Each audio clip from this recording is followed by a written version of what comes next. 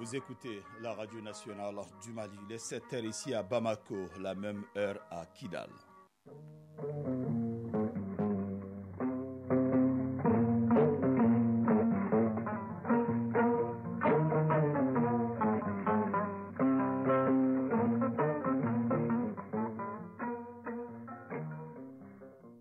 Le journal Fousseni Tunkara. Bienvenue dans cette édition, la première de Mali Actualité, les titres.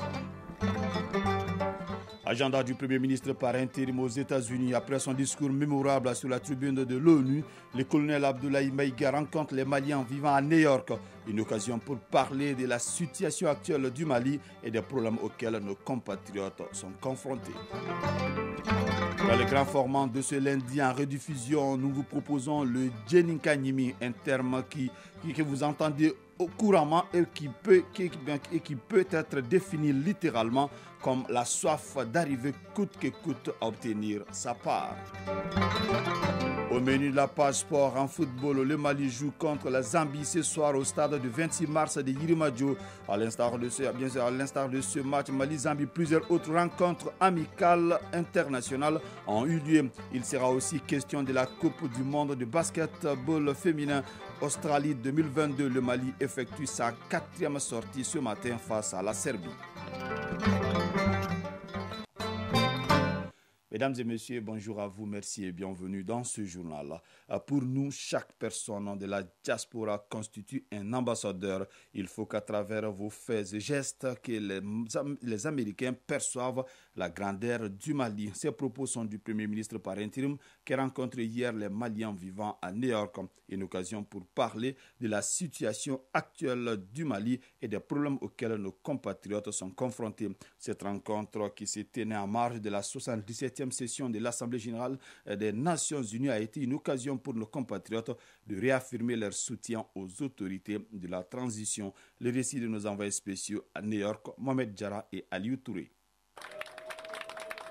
Standing ovation pour témoigner leur fierté au Premier ministre par intérim après son passage à la tribune des Nations unies. Une manière pour nos compatriotes vivant dans la juridiction de New York d'encourager les autorités de la transition à poursuivre le combat pour la restauration de l'honneur et la dignité du Mali. Une séquence suivie de l'hymne national.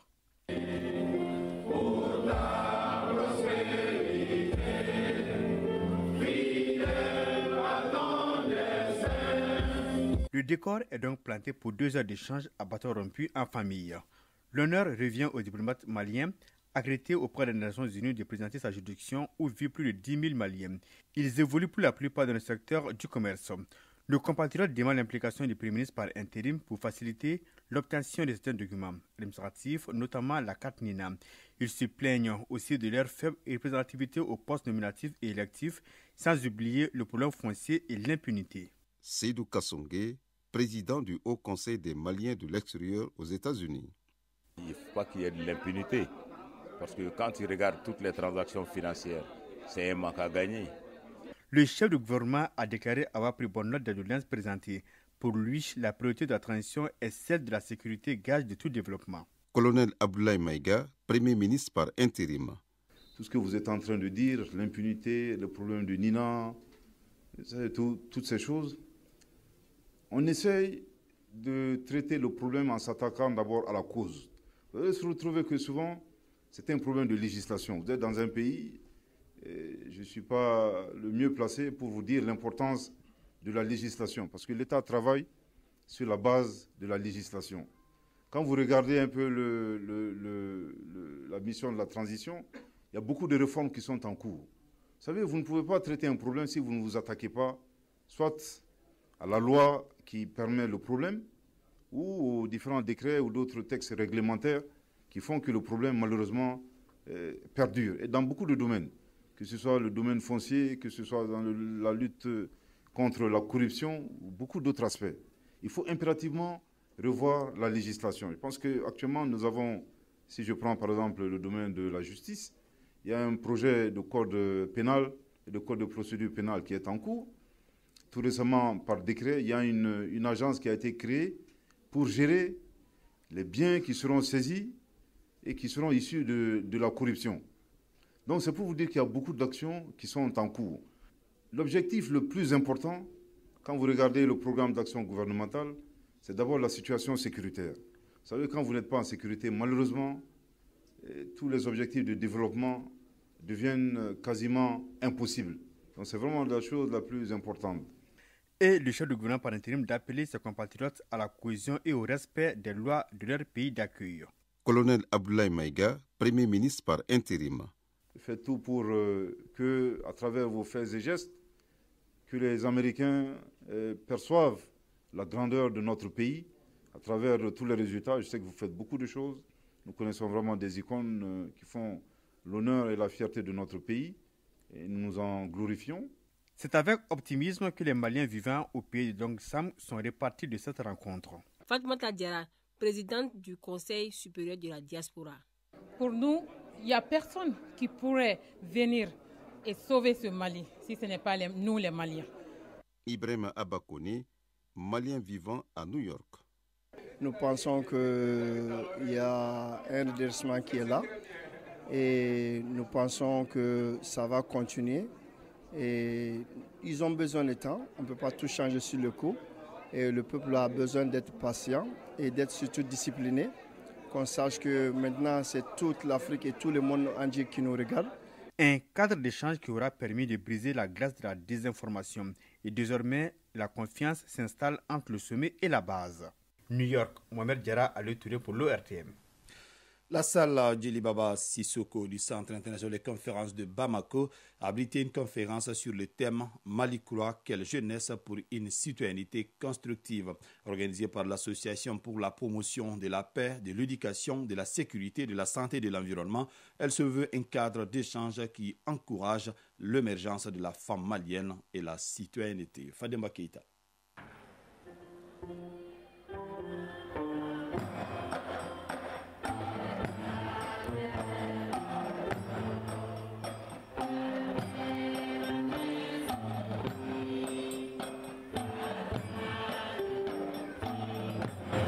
L'hymne national interprété par l'ensemble instrumental du Mali rappelle un des vœux de l'Association pour la promotion de la paix, de l'éducation, de la sécurité, de la santé et de l'environnement, à savoir le patriotisme, la notion d'État, à travers l'émergence de la femme, le renforcement de la citoyenneté. Les experts dans les domaines respectifs, l'ancien ministre Mme Sina Damba et Cheikh Oumar Koulibaly, sont sollicités pour édifier l'assistance sur la portée de la thématique. Cheikh Oumar Koulibaly, directeur général du Centre national de la promotion du volontariat au Mali, conférencier. Parler de la citoyenneté, du civisme, du volontariat, de l'engagement patriotique, et qu'est-ce que c'est, et aussi par ricochet parler de nos valeurs. C'est pour faciliter à la femme malienne, symbole vivant de la résilience, de surmonter les multiples défis et adversités pour assurer non seulement son émergence, mais aussi son autonomie. Madame Traoré Aïssata Dafé, présidente de l'APES, Association pour la promotion de la paix, de l'éducation, de la sécurité, de la santé et de l'environnement. Ce n'est pas l'État seulement qui nous doit. Nous avons un devoir envers l'État. C'est pour cela que nous avons décidé de venir expliquer la citoyenneté aux femmes. Quand on éduque une femme, on éduque toute une nation. Moussa Ag Atayer, ministre de la Jeunesse, des Sports et de la Construction citoyenne. Les questions de la femme et la citoyenneté, les questions de l'épanouissement de la femme, les perspectives pour les femmes. Notre présence ici témoigne du soutien des plus hautes autorités de notre pays à tout ce qui touche au genre et tout ce qui peut contribuer à l'épanouissement des femmes et au développement de ce qu'elles entreprennent au quotidien. En guise de reconnaissance et suite à son engagement patriotique, l'association remet une attestation au président de la transition. Remise à son conseil spécial, elle fait suite aux nombreux forages gracieusement offerts, dont celui de Sabalibougou, qui allège aujourd'hui les souffrances des femmes de ce quartier. Agibou Dambélé, conseiller spécial du président de la transition, chargé du partenariat. C'est à travers le peuple que le président a son inspiration. Donc les remerciements viennent au peuple malien. Dire que rien n'est impossible pour le peuple malien quand on est unis. Sont aussi de la partie pour l'agrémenter l'ensemble instrumental du Mali, les artistes Sadio Diarra Di Pincho et la reine du Didadi, Nahawa Doumbia.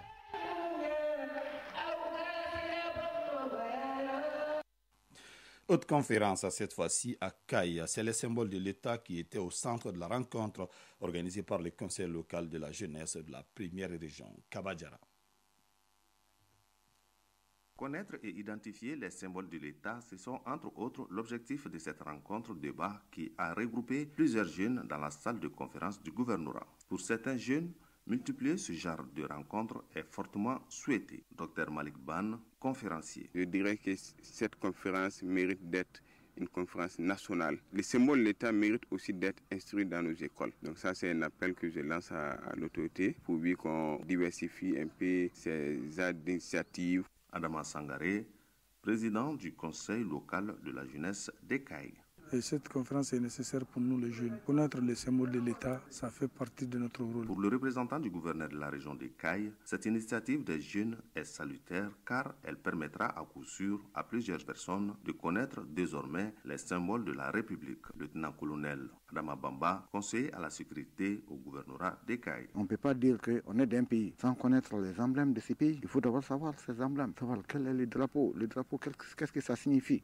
Et l'hymne national, qu'est-ce que ça veut dire? Si la jeunesse a eu l'initiative de telle, il faut les encourager. Rappelons que cette conférence débat a été organisée par le conseil local de la jeunesse d'Ekaï avec l'appui du maire de la commune urbaine d'Ekaï, du commandant de zone numéro 4, colonel Salim Bamba Konaré, et du docteur Malik Ban Kaï Kabadjara Lassana Keita pour l'ORTM.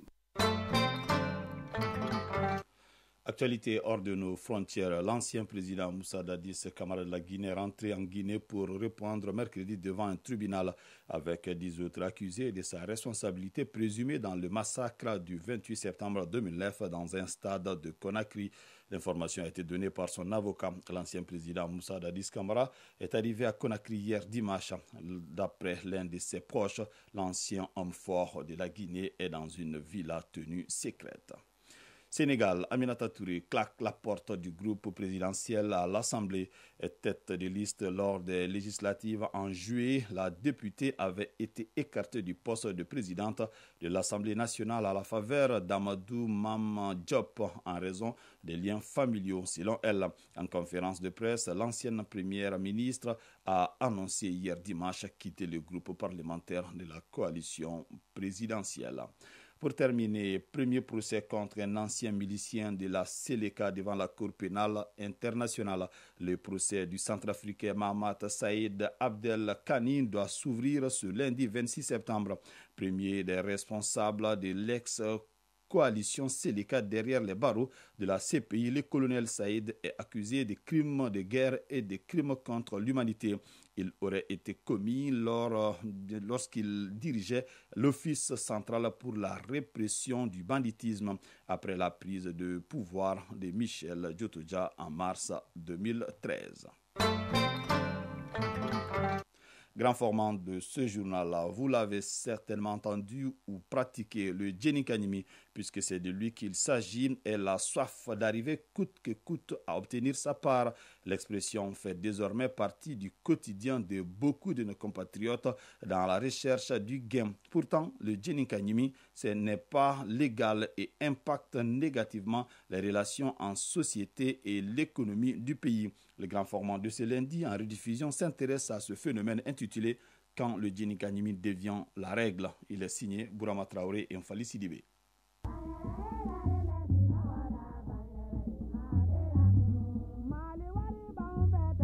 Comme l'affirme l'artiste, le fainéant n'a plus sa place dans une société où seul le travail permet de se faire respecter et d'être considéré, de quoi rendre certains plus intelligents, surtout imaginatifs. Ce n'est donc pas rare de l'entendre dans notre société, le Djeninkanimi, une expression made in Mali, très utilisée dans la recherche du pain quotidien. Le Djeninkanimi fait référence à la soif d'obtenir sa part contre vents et marées, comme nous l'explique le sociologue Brema Eli Diko. Djeninkanimi, c'est une expression locale au Mali qui désigne, de mon point de vue, l'appât du gain facile et rapide. D'aucuns peuvent traduire ça aussi par la cupidité ou par l'avidité. Donc l'idée, c'est vraiment d'avoir sa part, coûte que coûte, vaille que vaille, mais dans l'urgence, quoi. Difficile de retracer l'histoire ou d'expliquer l'origine de l'expression Djeninkanimi. L'évidence, c'est qu'elle touche tous les secteurs d'activité du pays, administration, commerce, transport, que sais-je encore. Le sociologue Brema Eli Diko s'appuie sur des exemples concrets pour nous édifier. Ce concept est né dans un contexte urbain, Parce que vous savez, la ville est un endroit où il y a énormément de dépenses, beaucoup de sollicitations. Les charges sont importantes et le salaire ne suffit pas. Et d'ailleurs, dans un contexte urbain, beaucoup de personnes ne travaillent pas. Si vous prenez par exemple le cas de Bamako, c'est une sorte de gros village où différents groupes ethniques se sont retrouvés à un moment donné. Et il y a le maraîchage en ville, certains sont dans l'embauche bovine, certains sont dans le petit commerce informel. Et comme disait la Banque mondiale, 66% des Maliens vivent des secteurs informels. Donc peut-être sur 100 Maliens, 2 ou 3 sont fonctionnaires. Que vous preniez le secteur privé ou que vous preniez le secteur public, vous trouvez que les ressources sont insuffisantes, c'est que les gens gagnent. C'est ce qui conduit les gens à développer des stratégies qui sont qualifiées souvent de raccourcis. Et donc finalement, l'expression a fait son chemin et est devenue assez banale, comme la pratique elle-même de Djenikanyimi. Le Djenikanyimi découle d'une situation largement partagée par le monde du travail, celle de chercher coûte que coûte à joindre les deux bouts. Et dans cette course du gain, l'illégal devient souvent la règle, à l'image des manifestations du phénomène. Ça se manifeste de différentes manières. Il y a des individus qui font un travail quelconque. Par exemple, je prends l'exemple d'un fonctionnaire qui, à la fin du mois, est un cadre A ou B ou C, donc a un salaire qui est connu, qui est versé à un temps T, mais qui ne permet pas de faire face aux charges. Et donc, il peut soit revendre quelques produits de son bureau, ça peut être des objets usagés, ça peut être même des objets volés ou détournés, ou ramenés à la maison. Donc ça, c'est pour le secteur public. Mais pour le secteur privé, celui qui est dans les petits commerces, par exemple d'hydrocarbures, peut travailler avec les transporteurs qui viennent avec des citernes, qui viennent des pays voisins. Et souvent, la nuit, on a comme ça 20 litres, 40 litres, 50 litres qui sont enlevés et donc qui sont revendus à des petits détaillants qui aussi vont revendre à d'autres. C'est pour dire que c'est tous les secteurs, éducation, santé, culture, mais aussi à toutes les échelles. Le Djenikanyimi est devenu ainsi une pratique à laquelle beaucoup de nos compatriotes sont habitués. Minamba Koulibaly est chauffeur de Sotrama. Adossé à son véhicule, une question taraude ses esprits. Comment payer sa tontine mensuelle? Le Djenikanyimi reste donc pour lui la seule alternative. J'ai fait le Djenikanyimi. Je suis membre d'une tontine que je paye 5 000 francs par mois. Si je n'ai pas cet argent, je ne peux pas être tranquille. Comme Minamba Koulibaly, Mamadou Diallo, chauffeur de Sotrama aussi, ne manque pas d'arguments pour expliquer son recours à cette pratique. Pour lui, quand les dépenses dépassent le salaire, le Djenikanyimi devient la seule porte de sortie. Dans ce travail, on est obligé de faire le Djenikanyimi parce que le salaire ne suffit pas. Il faut payer le loyer, subvenir aux besoins de la famille avec 30 000 francs CFA de salaire. Sur 100 chauffeurs, 2 seulement sont payés soit 40 000 ou 50 000 francs CFA par mois. Il faut donc nécessairement le Djenikanyimi. Perçu comme un raccourci, le Djenikanyimi est illégal? Certainement pas, selon le sociologue Brema Elidiko. Pour l'universitaire, le moyen utilisé pour y arriver n'est pas toujours conforme aux textes et lois du pays. Et justement, c'est une activité illicite parce que Djenikanyimi suppose que je vais avoir ma part. Vous allez avoir votre part, vous négociez, vous êtes dans une sorte de stratégie de négociation pour avoir une partie des recettes. Donc il y a une contrepartie qu'on veut avoir sans passer par les moyens légaux. Si le Djenikanyimi est une pratique illégale, son impact sur la société et l'économie nationale n'est pas à négliger, avec comme première conséquence la relégation au second plan de l'intérêt collectif. Il y a des impacts négatifs parce que finalement, ça développe de la corruption et ça pousse de paisibles citoyens à rentrer dans cette stratégie de corruption de l'autre. Donc ça pervertit nos comportements et finalement, c'est un manque à gagner pour l'État. Et du point de vue de nos descendants, on va léguer des pratiques malsaines.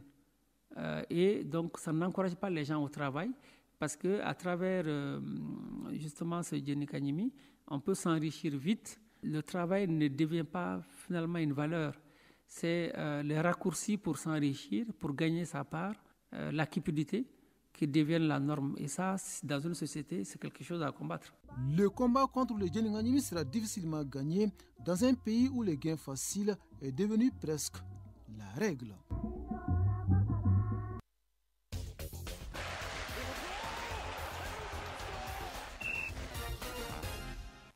7h passées de 21 minutes. À présent, la page sport, et c'est avec vous, Foutigui Tunkara. Bonjour. Bonjour, Fousseni Tunkara. Bonjour à tous. Amical international de football. Le Mali joue contre la Zambie ce soir au stade du 26 mars de Yirimadio. Oui, coup d'envoi du match 19h temps universel ce soir au stade du 26 mars de Yirimadio. C'est rendez-vous de ce soir en guise donc de match retour et le second acte d'une double confrontation en amical international entre le Mali et la Zambie. Au premier acte vendredi, les Aigles du Mali se sont imposés par le minimum d'un but à 0, but inscrit en première mi-temps par El Bilal Touré, servi par Kamori Doumia, passeur décisif. La rencontre de ce soir se présente donc comme un match de confirmation pour les Aigles qui vont devoir hausser un peu leur niveau de jeu avec un peu plus d'automatisme, de percussion et de mordants offensifs face à une équipe homogène avec beaucoup de valeurs de Chipolo qui a montré des qualités. Je précise que ce match sera diffusé sur les antennes télé et radio de l'ORTM. À l'instar de ce Mali-Zambie, plusieurs autres rencontres amicales internationales ont lieu. Oui, plusieurs sélections nationales profitent donc de cette fenêtre FIFA pour livrer des matchs amicaux internationaux de préparation. C'est le cas notamment de l'Éthiopie et du Soudan qui s'affrontent ce lundi à midi. Hier, le Niger et le Nigeria ont fait match nul 0-0. La Guinée-Bissau a tenu en échec la Martinique un but partout. Le Mexique a gagné 1-0 contre le Pérou. L'Australie a battu la Nouvelle-Zélande 2-0. La Colombie a dominé le Guatemala 4-1. Handball, la Coupe du Mali commence aujourd'hui ici à Bamako au stade Mamadou Konaté. Oui, cette année, ce sont donc les 6 équipes les mieux classées à l'issue donc du championnat national qui se sont qualifiées pour cette compétition qui se jouera en dames et en messieurs. Les différentes équipes sont donc réparties en deux groupes. Déjà, c'est lundi, dans la matinée, en dames, le centre omnisport de Missabougou jouera contre l'USFAS et en hommes, le centre omnisport de Missabougou affrontera le Mamaïra AC de Kati. Dans l'après-midi, en dames, le centre omnisport de Lafiabougou en découdra avec l'AS Police. L'USFAS va donc croiser le fer avec le centre omnisport de Lafiabougou en hommes. À l'issue donc des matchs de poule, les deux premières équipes se qualifient pour les demi-finales. La finale se jouera donc les finales parce que c'est en hommes et en dames. Les finales se joueront donc le 1er octobre dans la salle Abdallah Haïdara du stade du 26 mars. Pour terminer, Coupe du monde de basket féminin Australie 2022, le Mali effectuait sa 4e sortie ce matin et c'était face à la Serbie. Oui, victoire donc de la Serbie 81-68 face à une sélection malienne qui enregistre ainsi son 4e revers d'affilée dans ce tournoi. Véritable souffre-douleur donc dans ce groupe B de la Coupe du monde senior de basketball féminin Australie 2022. Les Aigles ne font pas mieux que la figuration. Autre résultat de cette 4e journée ce matin, la Belgique a battu la Bosnie-Herzégovine 85-55. La Corée du Sud s'est inclinée devant les États-Unis 69-145. Tenez-vous bien, 69 à 145. Le match France-Japon est donc actuellement en cours. Le reste du programme prévoit Chine-Costa Rica à 7h30 dans quelques instants donc, et Canada-Australie à 10h30. Je rappelle que le Mali effectue sa 5e et dernière sortie de poule demain mardi à 6h temps universel et ce sera contre le Canada. Outre ce Mali-Canada, cette ultime journée, des groupes proposent Porto Rico, Corée du Sud à 1h30 demain, Chine, Belgique à 3h30, États-Unis, Bosnie-Herzégovine à 4h, Serbie, France à 7h30 et Australie-Japon à 10h30. Merci Foutigui Tunkara pour ces détails.